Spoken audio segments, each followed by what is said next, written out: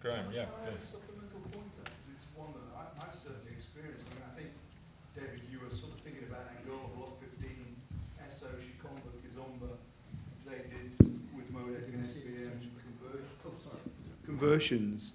The point I want to make is a tangential one.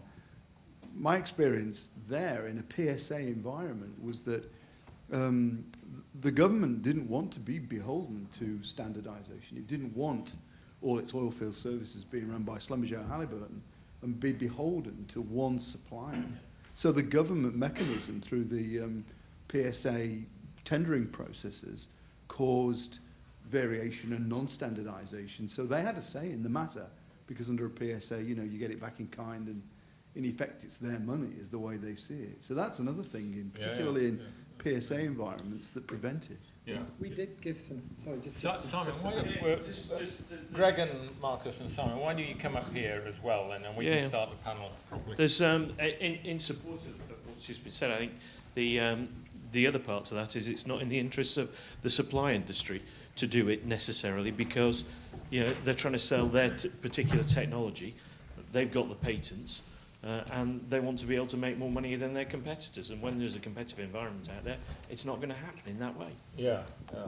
See, again, the guy who's absent today because he's at the BP Fiesta, we're now Shell-Mex BP thing.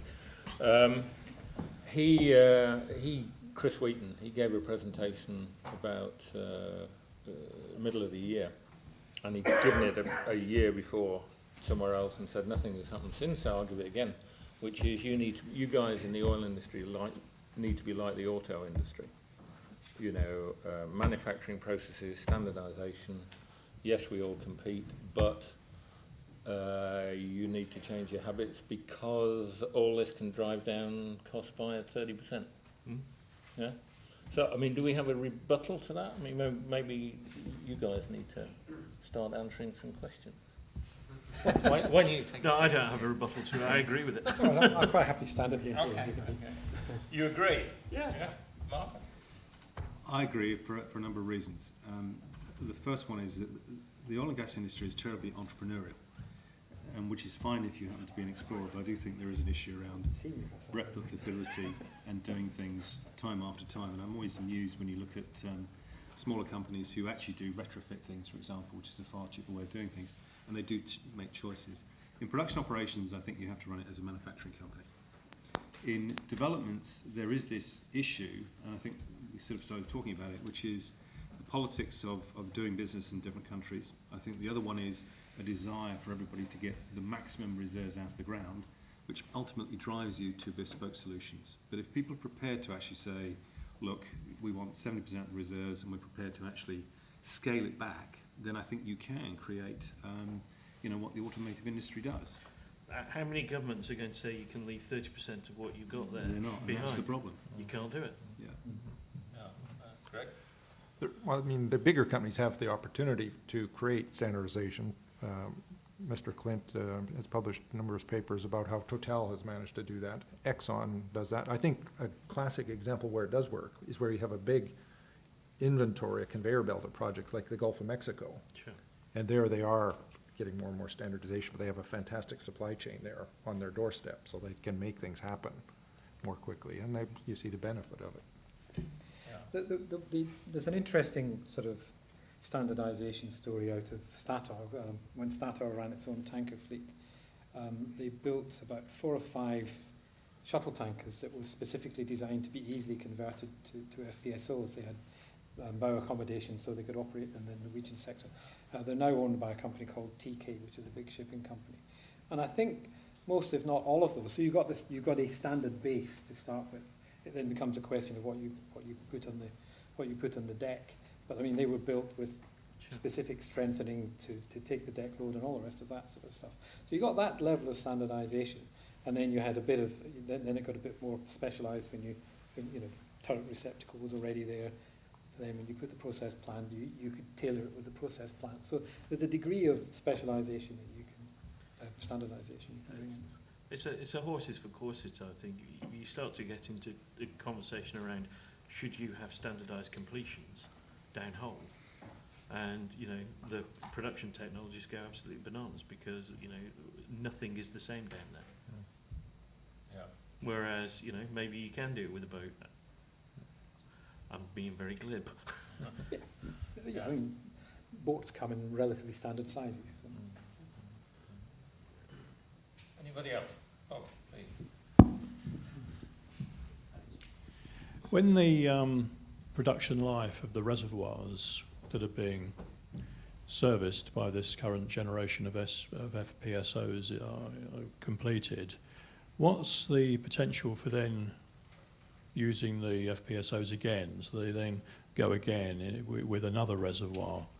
I think probably from an NPV point of view, the sort of residual value of the FPSO would be discounted down to almost nothing in terms of the actual costing. But in the real world, following on from the point that's just been discussed by the panel, if these things have still got quite a lot of life left in them, then it would be a very viable option for somebody to say, well, I will go for the standard approach because it's there off the shelf, so to speak, second hand, and that can shorten the time scale and bring the oil production on a lot faster. Yeah, I would say for anyone else, I would say that yes, I think you're back to the compromise versus the economic optimization scenario.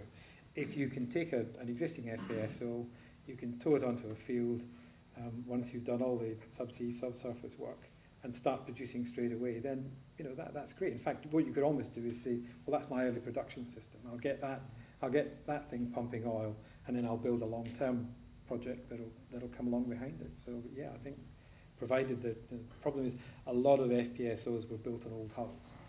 So if they maybe started off at 30 years, and if they've been 15 years in the field, well, 45 years old. The only ships I know that are got to sort of 45 years old were US Navy battleships, and they were pretty solid.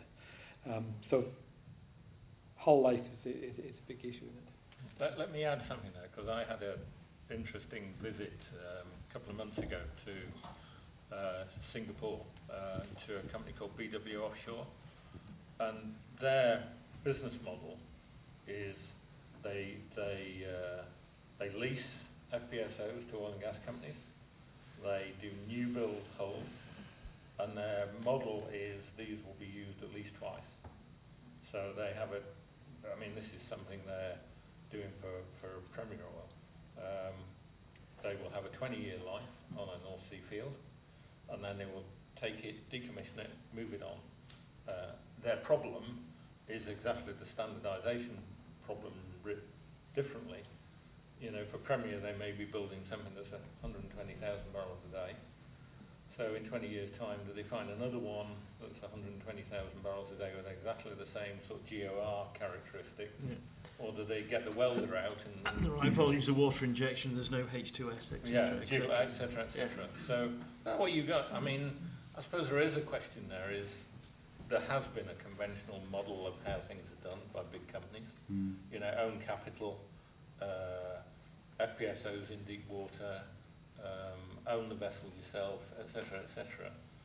Are we at a point where we'll actually be driven to change the model of the way these things are done? I think I've there no is, idea myself. Yeah, from sort of experience, a couple of things. One is the comment has been made, not all reservoirs are created equal, which is very true. And if you take the North Sea as an example, you've got everything from high pressure, high temperature, which you can't use the same facilities unless you design them. You've got high sulfur crude reservoirs, which means you get really tough things happening with metallurgy. And you've got to recognise that actually in the mechanics of how you build an FPSO. The second thing that's happening, of course, is particularly in mature basins, is that people don't want to use the existing pipelines because they're often owned by the bigger companies, or often the way that contracts are managed. Most of the production, if you are the main contributor to the production stream, even though it may not be to full capacity, you get to pay for it. So that then causes contracts on things like FPSOs to extend. So the issue is one is around fluids and what are you trying to do? Because people always think about oil, but don't forget that people also produce gas, which you have to get out of the system.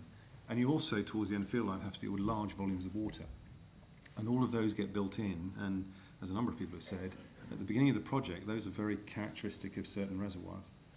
So that is changing, but there is a general change, particularly in mature basins, to move to FPSOs, because you control the infrastructure, you can create lease agreements, and when you finish, the decommissioning costs are dramatically cheaper. So there's a number of things going on, and there will be a general change in that direction. But there's still a huge range of uncertainty, and that's the bit we don't factor in very well. We have a very deterministic way of looking at these things and predicting what it's going to be like in 20 years' time for the second round with an FPSO is probably, especially the ones designed 20 years ago, weren't designed for 2 lives, and they've probably been beaten up pretty badly. So the chances that you can use it again are lower and more costly. And, you know, we don't tend to take that into account. And anybody who's done a retrofit on anything knows that the second time around, it's a lot more difficult. Simon, anything to add? No, I think it's it's all been said. It just comes down to the decision at the time on that particular project. And if you can do it, you're going to try and do it. And if you can't, you're going to have to go and build something new. Okay. Question over there. Yeah. Yeah. Nick Norton from the International Energy Unit, DEC FCO. When David kind of introduced today, he mentioned lots of other areas where projects have run into difficulty in the IT sector, defence sector, Channel Tunnel, big infrastructure projects. And then later on in the day, we've heard about industry-specific issues around, smaller companies having more difficult to execute projects, major projects, and then the kind of gold rush mentality that maybe has pushed prices up. So my question really is there a systemic problem in the industry, or are we just really talking about really difficult things to do, and there'll always be difficult projects, some of which will fail and some of which will be successful? Or is there something specific and systemic in the industry that's causing problems? Gentlemen. I think there is a clear difference between the majors and the smaller organisations, in the sense of, one feels as though the bigger organisations are built to carry on doing this for a very long time, and that the smaller organisations are there to ultimately find somebody who's going to go and buy them in some shape or form. And so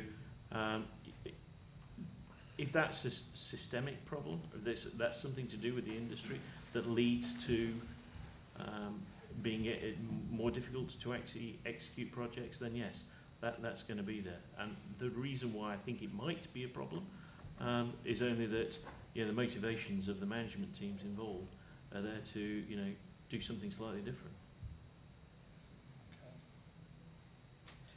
Okay. Guys? Marcus?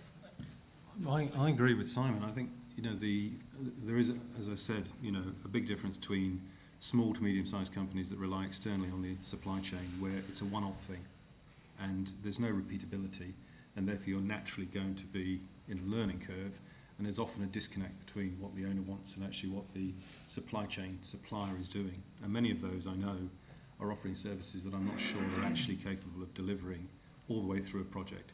But if I look at other sectors, I see exactly the same thing. So I think that's a natural issue of scale of company, and particularly with the bigger companies that have to go for bigger reserves and therefore have to invest more, they can scale up to a certain point, but what they're doing is going into much more difficult business environments to earn the same rates of return.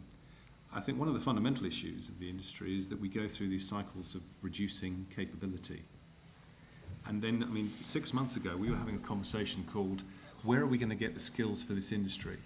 And that seems to have disappeared out the window, despite the fact that if you look at the fundamentals around oil price, by probably second half of 2015, we'll certainly be moving up into a different direction.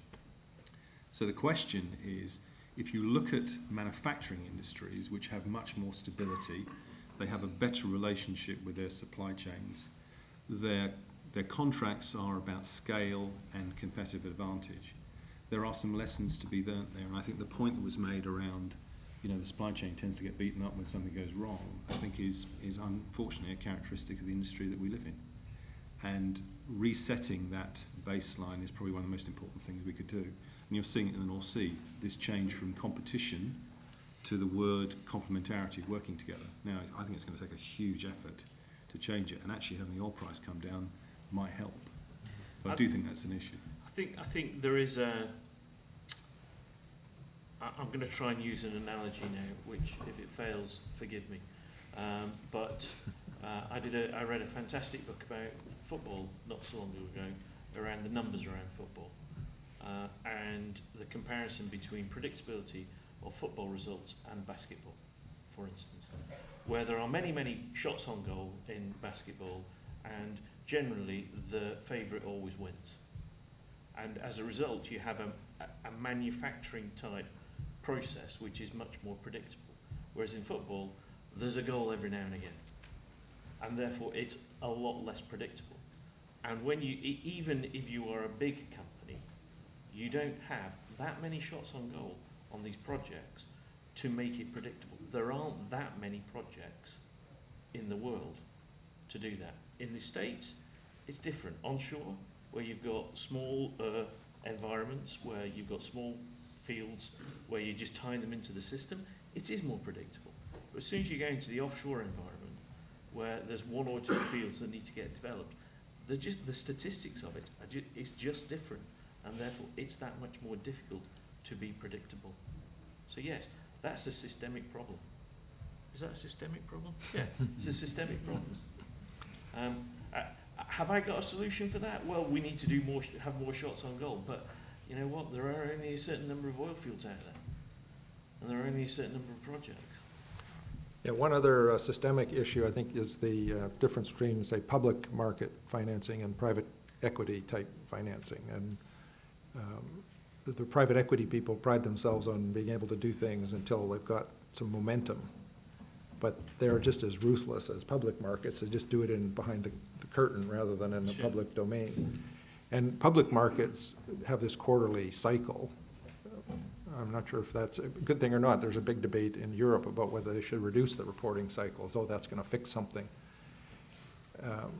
So I think that is a systemic issue, and there's lots of effort going on in this country about trying to get people, investors in particular, to think longer term. But frankly, I think human nature is such that it's going to be very difficult to do anything but recognize there's going to be failures and there's going to be successes, and most people are, I think, over-promising and under-delivering, and it's just the way capitalism works, and the weak fall away. And you've got to live with that. It's how gold rushes work as well. Yeah, exactly. So. Yeah, go ahead, Mark. There's again, I spend my entire life reading books. Another very good book called The Drift to Failure by a guy called Sidney Dekker. And he talks about, and in fact a lot of it was about the shuttle disasters and that, you know, the ultimate project management failure sort of thing. But he highlighted a couple of areas which led to those failures. One was what he described as unruly technology, which I think the industry has plenty of unruly technology within it. But he also highlighted the contribution that the assurance and quality assurance structures had on organisations, and how that increased the complexity. And I would say that within the oil industries, particularly within the bigger companies, since Macondo and various other things like that, you've seen a big push on things like integrity management, control of work, and a whole load of other things like that, which are there for a very good reason, but are creating a lot of complexity in the system, which may actually take you to the place where you have the next incident, you know, being almost like assurance driven. So I think, you know, the complexity of the industry being driven by, I come from the shipping industry, it's much more driven by incidents than the exploration industry is. But, you know, I can see from people that I talk to that since Macondo, the big oil companies and indeed the medium-sized oil companies have changed a lot of the things that they're doing to make sure they don't find themselves in that situation. And that can create a lot of complexity. That complexity gets in the way of projects.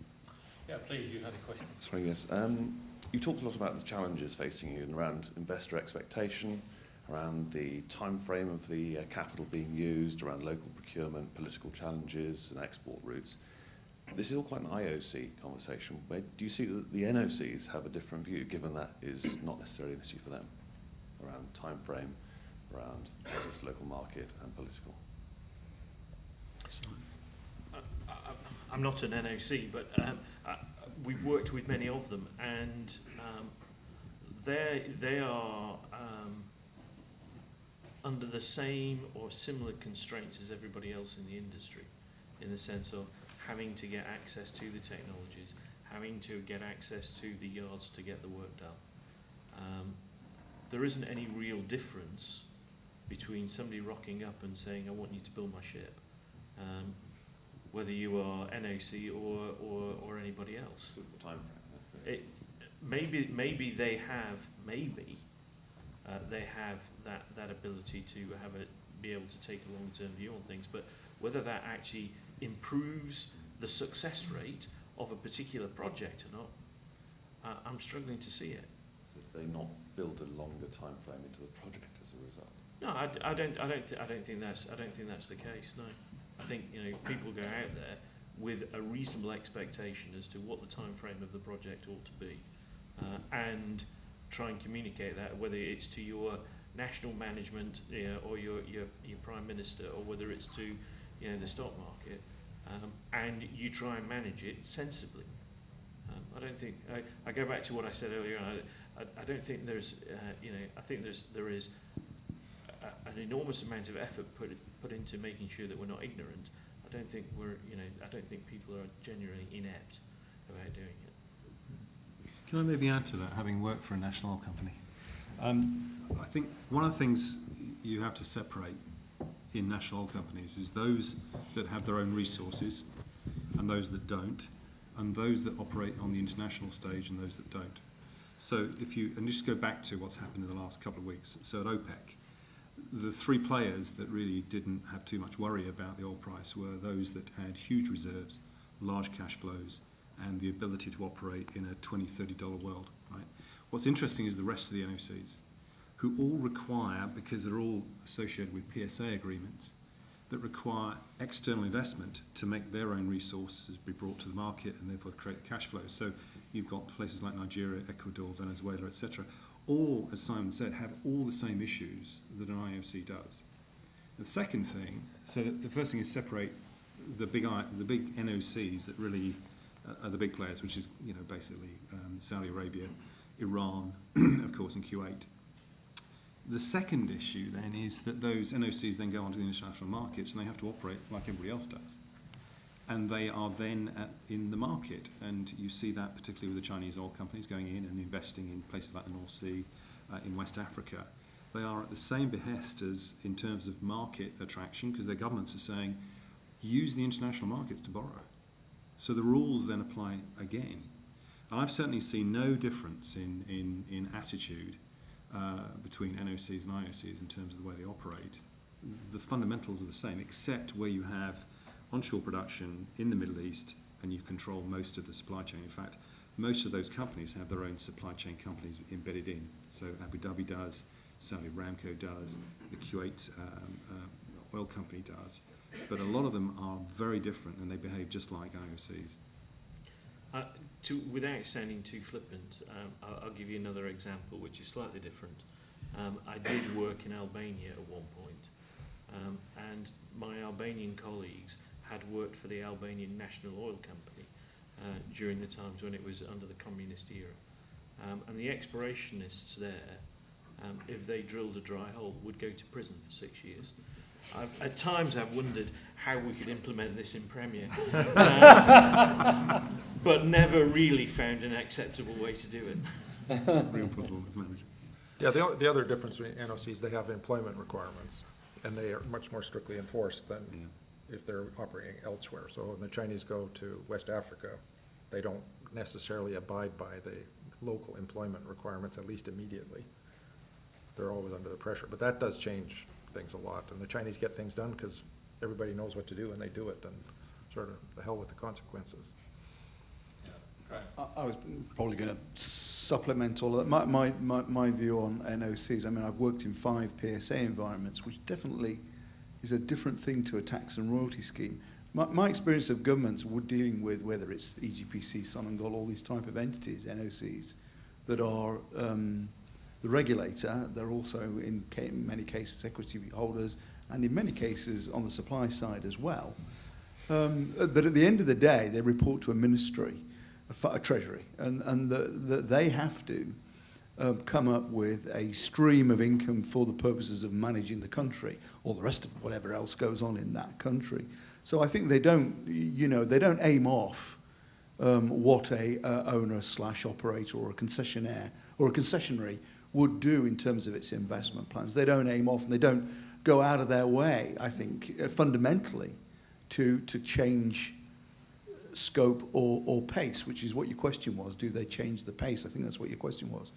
What happens, though, is vested interests, whether it's from the supply side, the requirement for national content, the requirement for national development and all that kind of thing, is a natural break on the wish in our perfect world as Western investors to get it done and get it on stream and maximise NPV.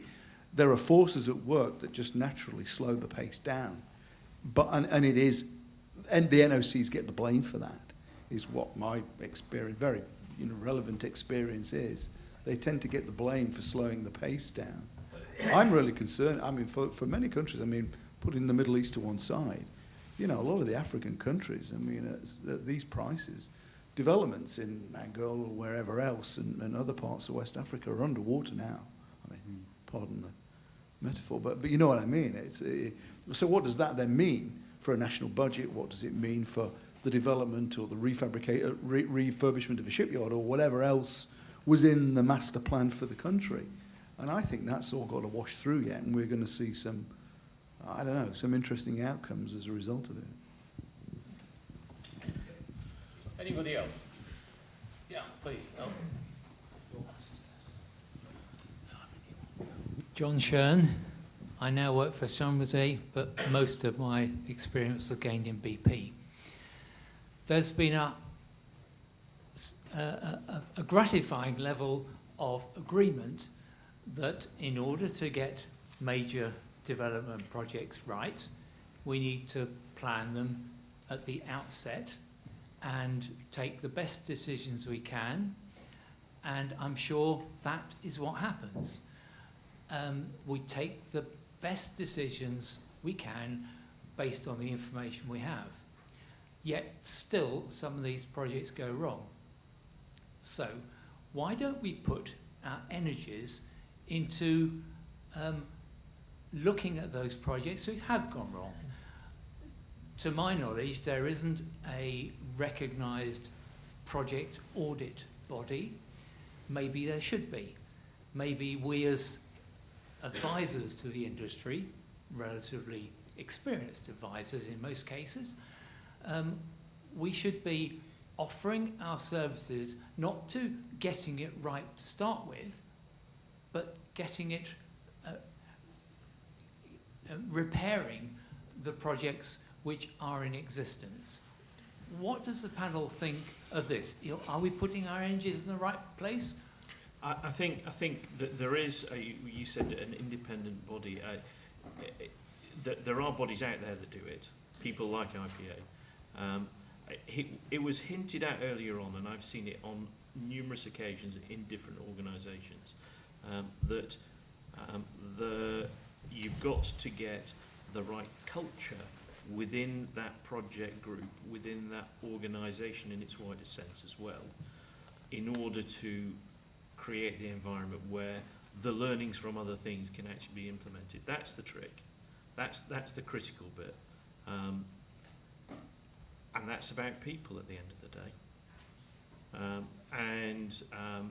It's hard work, and we just got to do it better, is the way I look at it. And you've got to create, mentioned before, no blame, etc. Different types of cultures that do that. People are very difficult. It's very difficult in organisations to create that kind of environment, but you shouldn't stop trying. So we have one more. I apologise. Thanks, Simon. I've got a really boozy Christmas lunch to go to. I don't know how you can choose that. Important business much. meeting. Right, a couple more questions and then we'll... Marcus Flint, DNV GL. Perhaps it's the question to end on. In view of the subject matter for this day, would each of the panel give one beneficial effect they think might come out of project developments in a low oil price environment?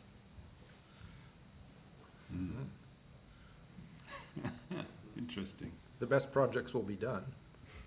They're still required, and those projects that do go forward will get the better people as well, because the projects that drop away will free up projects that probably shouldn't be done anyways. That would be, in my view, one of the better things that come out of this, but there's a lot of negative things, but that would be one positive, and I think we should concentrate on doing that, because I think that will then repair some of the damage we've done. I'm in a similar place. I think what it will do is reduce the pace. Because the observation I make is every time you sit, a lot of projects, particularly over the last 5 years, have been invested in the up cycle rather than the down cycle. And what's noticeable is the supply chain really hurts in the up cycle because they really don't have the capability to have perfect people in every single project. So there will be a natural selection process, I think, in terms of pace of projects, and also some of the learning will happen internally in oil companies, because there's no doubt today, I'm sure the capital projects conversation over at BP is probably, the preparation for that was going through and saying, okay, which ones really are going to work and which aren't. So every single company will be starting to look at what is the impact on this. And I think there will be, in some cases, a sigh of relief in some of those companies about the pace with which they're trying to move things forward. Mm-hmm. Now, whether the market, unfortunately, as soon as the message comes out, we're going to slow things down, because many of them are oil price plays, will then turn around and say, well, we'll reduce the share price and the net asset value of the company. What I hope is that perhaps this sort of second point, which is really adding to Greg's comment, is this starts a conversation with the market about what it takes to put projects on, how bespoke many of them are, what the real range of uncertainty is, and recognising that actually it's still a good business to be in. I think all of the above. I agree with that. I think I'm going to move away from my leave them laughing mentality and say, but the big risk in all of this, of course, is that as less money is available, people will rejig projects to get them to work, and we had an example of how that was helpful. But we may find ourselves in a position where projects are flogged, to use the sort of marine term, to get them to work.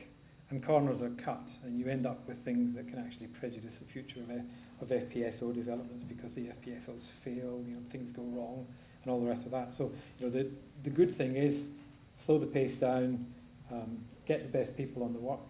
The bad thing is there may be the less scrupulous out there who are going to flog the figures to get their favourite project on the board. Okay, we have one more, and then we'll wrap up.